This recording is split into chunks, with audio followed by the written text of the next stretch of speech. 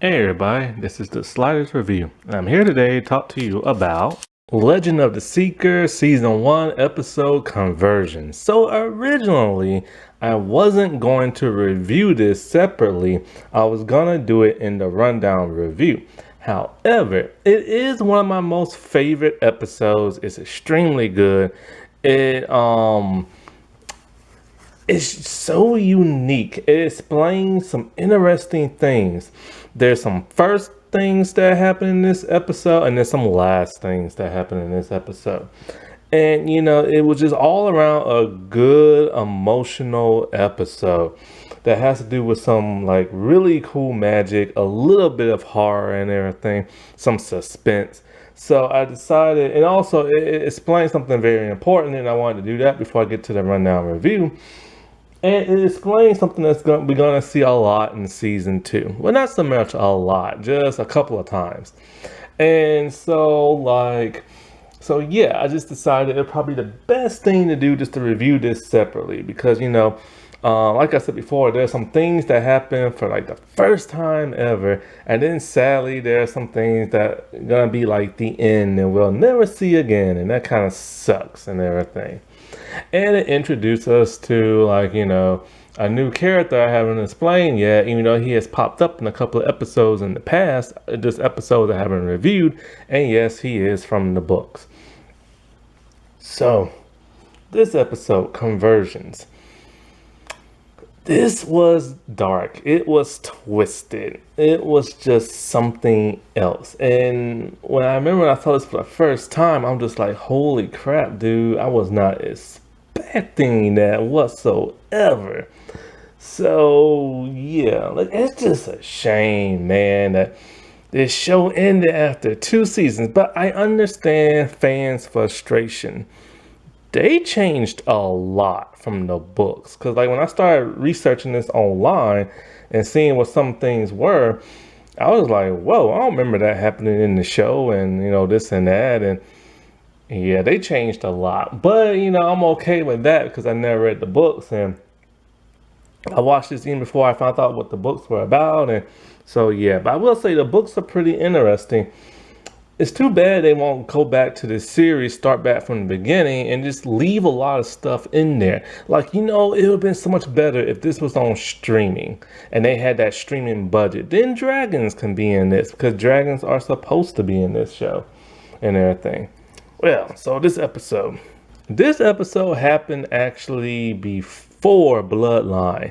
So Zed has not hasn't reunited with the group yet. Raw still has 2 boxes of Odin, and Kaylin and Richard are just traveling by themselves. So no Zed in this episode, sadly. And so Raw, he is, sad, upset. Woe is him. He wants his last box of Odin, and he doesn't understand why they haven't gotten it to him yet. And all this other crap, and he just goes on a dumb speech talking about how like all he wants to do is deliver peace to the Midlands and peace to the entire world, and people don't seem to understand that. They think he's the bad guy. Sounds like a typical dictator, always talking about, oh, they just want to have world peace and they want to liberate everybody by doing it with nasty, cruel means and everything. He basically wants to enslave the entire world where they're brainwashed. What the world, man? And I've always wondered something about his subjects and stuff. Why are they okay with that? Do they think that he's literally not gonna brainwash his soldiers and stuff? Like, he's gonna do that. And so it cuts from that into a new character, Gillian. Giller. That's it. Yeah, Giller. I'm thinking Gillian, like Gilligan's Island, but Giller. He is a wizard. Now, in the show, they say he's a wizard of the first order, but in the book, he's a wizard of the second order. I don't know why they changed that for. Like, I really don't. Ooh, I'm tired. But yeah, I'll explain more about him in the rundown review because he's different from in the book. Well, actually, he's the same but different. he does something at the end in the book that he doesn't do in the show. So anyway, he is experimenting on a woman. He has these weird long, like pin-like needles, kind of like shish kebab like needles and stuff like that. And he's inserting it into these slots. And these slots are connected to these bands or shackle type things that's on the woman and piercing her skin. What is he doing to her? Not really sure. It'll be explained later. Well, there's a guard and he's not too pleased with what's been going on, and he's having second thoughts about, like, his position in the world and everything. He's one of those type of people that does not want to be brainwashed by Dark and Raw.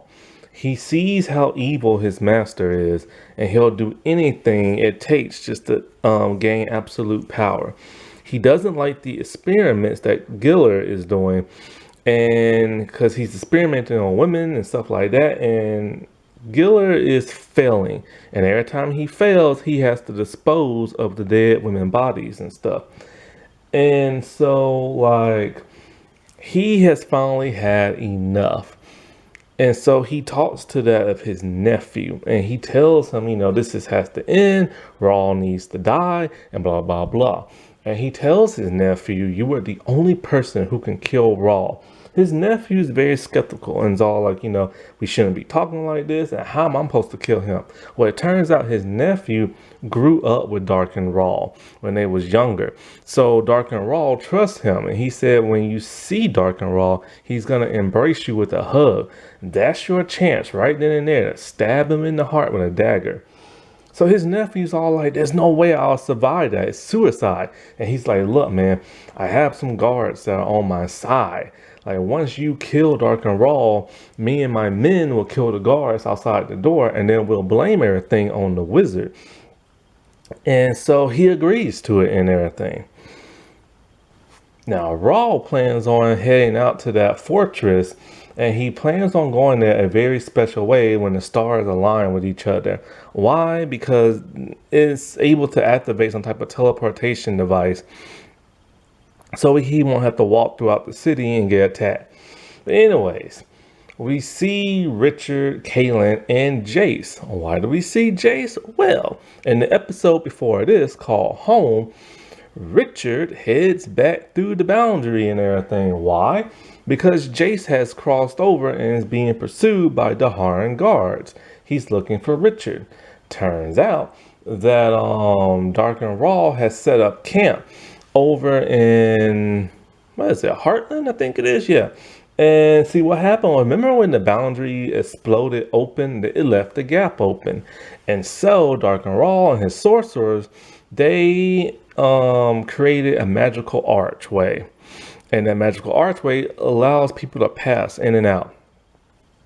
So Dark and Raw sent his battalion over there, and they have taken over. Michael, Richard's adoptive brother, he's going along with everything. He is brainwashed and everything. And so, yeah, I'll get into that more when I do the rundown review. And so, so Jace, he's looking for his family and everything. They're somewhere in the Midlands. Well, they meet up with a resistance fighter, and he tells them that, there's a Daharan camp where they take a lot of prisoners. But nobody's ever been in there, but word is some weird experiments are going on in there.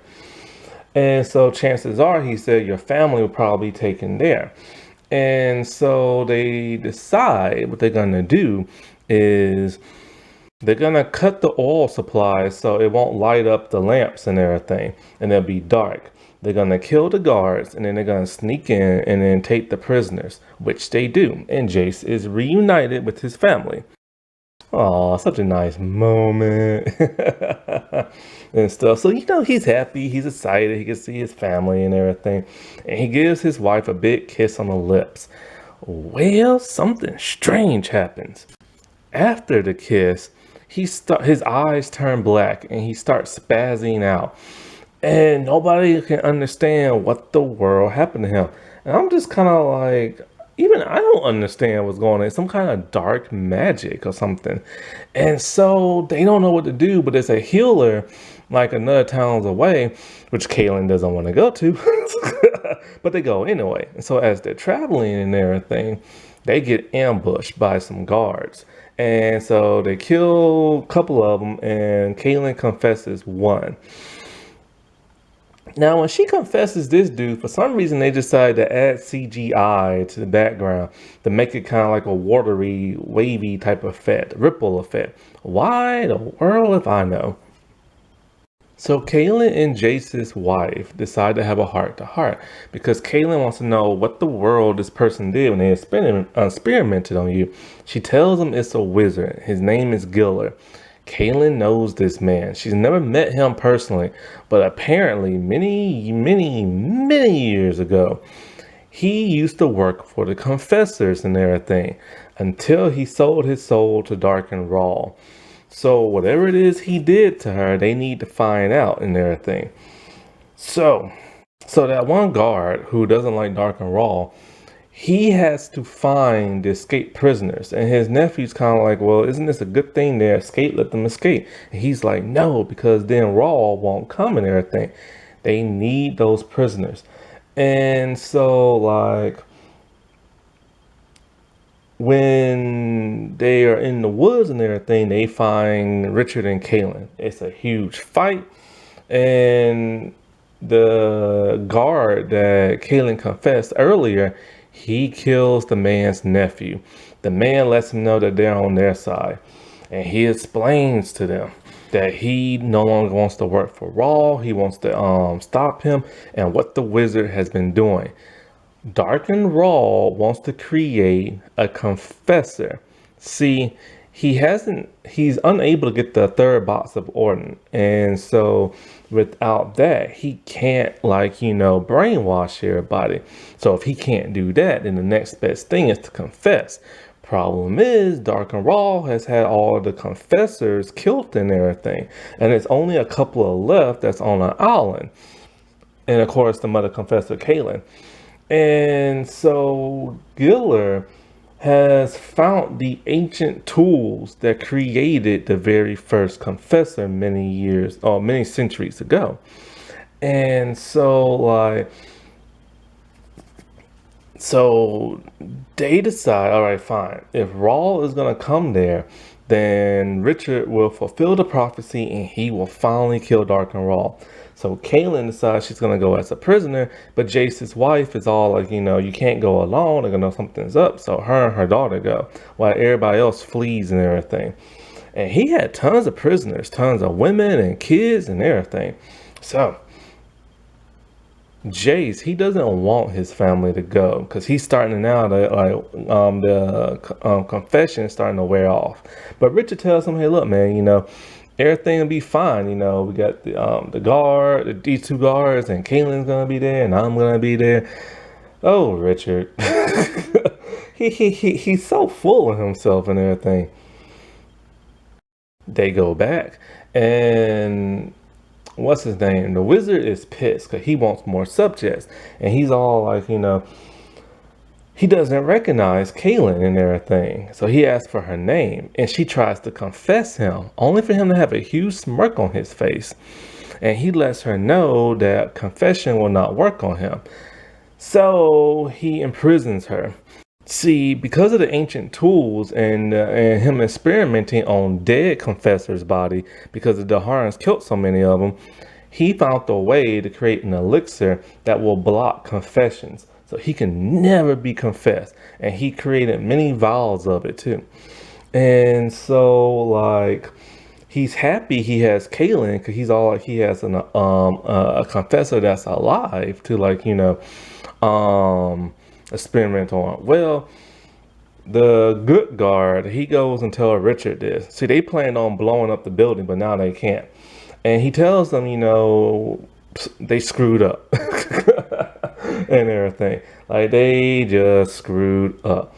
And so, there's nothing they can do. Raw's gonna come and he tries to tell Richard, we just need to leave, but Richard won't do that. He wants to get Kaylin and Jace's wife and stuff out. So he goes there, right? Well, The man himself is gonna use that like transportation magic type thing. He stands on a star. I forget what this star is called and everything. I forget what it's called. I wanted to call it a pentagram, but I don't think that's what it is. Or it could be. I can't remember. But anyway, he stands on it. He says his magic ritual spell, and then the fire inflames him in blue. And it's a beautiful, glistening blue. And so he teleports to like that fortress and everything. And so he tells Raw, he has the mother confessor and he's close to making a confessor because Raw wants to be a confessor so he can just touch somebody and everything. So he gives well also so then like Richard shows up in like the building and everything like that. Raw can sense that Richard is there and they finally for the first time meet face to face. I think this is around episode 15, 16, 17, something like that. It took them this long for those two, for the good guy, the hero, and the enemy, the villain, to finally meet face to face. It reminds me of the first Ninja Turtles movie, when the Turtles don't meet Shredder until the very end of the movie. And you watch the movie and you don't even realize that. And so, of course, these two, they have it out. And Richard, his sword is glowing because his anger is about to come out. And it's an epic, huge fight. I mean, it was a fight that was worth it and everything. It was worth the wait. And Richard ends up whooping on him, knocks his sword out of his hand and getting ready to stab him. But then something strange happens. You can see Richard clearly has his sword on Dark and Raw, but he turns around and Dark and Raw somehow has teleported behind him. He turns around again and Dark and Raw is gone. Somehow he used some type of magic. So Raw got the drop on him and took him prisoner. So this whole time, Dark and Raw is just being a typical villain, taunting them, talking about how, oh, you two love each other and can't touch, and blah, blah, blah, and all this other stuff. And, oh, don't you wish you had this elixir that he's now drinking in front of them? And he's all like, I bet you wish you had that. So Kaylin, she decides she's going to taunt him back and talk about how you don't know the first thing about love because, like, you're soulless and everything. So, of course, he orders the wizard to experiment on her. The wizard is just like piercing her with those like spike type tools, and she's hollering and screaming and everything. But then something unexpected happens. Something I did not see coming. Kaylin's eyes turn blood red, like they fill with blood, and she starts hollering and screeching, and then she has this eerie, scary, demonic look on her face. It's like, dude, she like, what the world happened to her? She about to go carry or something? She does. So Giller tells Raw that this is the Condor. Richard has no idea what that is. The Condor is completely different in the books, but in the show is stated, I'll explain this in the rundown review, but in the show it's revealed that like every 1,000 years or so a confessor is born with the Condor. It's where it's the blood rage. See, a confessor powers comes from love, but the blood rage comes from anger and everything. So when she saw Richard about to get hurt and stuff, it kicked in and it got triggered by Gillian experimenting on her. And so what exactly does the Condor do? Well, in the show, she goes all dark Phoenix Fox X-Men style. She uses like some type of telepathy to shoot the spikes out of her and into the wizard, killing him and everything. Then she like busts through her restraints, at least one arm or something like that. And it's crazy. She's able to confess people from a far away distance just by holding her hand in the air and looking at them. Now, when she confesses the guards in the Moor itself, their eyes don't turn black, they turn blood red. Now, for some reason, I guess they haven't figured it out yet, But in season 2, when a confessor confesses a more Sith, something completely different happens than in this episode. But I guess they wanted to be more action-packed and everything. And so I'll get to that when I get to season 2. And so, like, she orders, like, the guards and the more Sith to kill Raw. Boy, Dark and Raw is getting the crap beat out of him. But somehow he musters through it and is able to, like, subdue, like, the confessed guards and stuff, and he flees. So then she orders them to free Richard. So he grabs his sword and he takes off after Raw. Raw is about to teleport again. So as he's about to do it, in comes Richard, leaping in the air, getting ready to chop his head off. But he teleports in time, or does he? Because he still has his head, but he has a nasty scar on his cheek. So Richard goes in to check on Kaylin, and she tries to confess him by choking him and everything, but he's able to calm her nerves down to where the condor wears off. And so, like, she explains to him what it is and this and that. But then she finds a vial of that elixir, and there's only one left because the rest got destroyed. So it's kind of like now those two will be able to touch each other and kiss and do all kind of clickety clackety stuff because they love each other and can't feel each other and stuff. But being the hero Richard is, he does the honorable thing. He gives it to Chase. And so, because see, the thing is, the magic that infected his wife cannot be undone. And so what they do is they give him the elixir so she can never harm him again with confession. However, here's the thing. A confessor's power comes out of love. So if she was to, like, kiss her kids on the cheek or hug them, it will unleash on them and everything. So they didn't think that through. So Jace, he wants to join Richard with his quest to stop Raw. But, Richard tells him, like, look, man, you got your family back. You can join the resistance, but you need to be with your family. So this is the last, sadly, we see of Jace, which is completely different from the books because he joins Richard and stuff. And so then Richard and Kaylin get a note. It's from Zed. He had to encode it so nobody can, like, discover what he's talking about.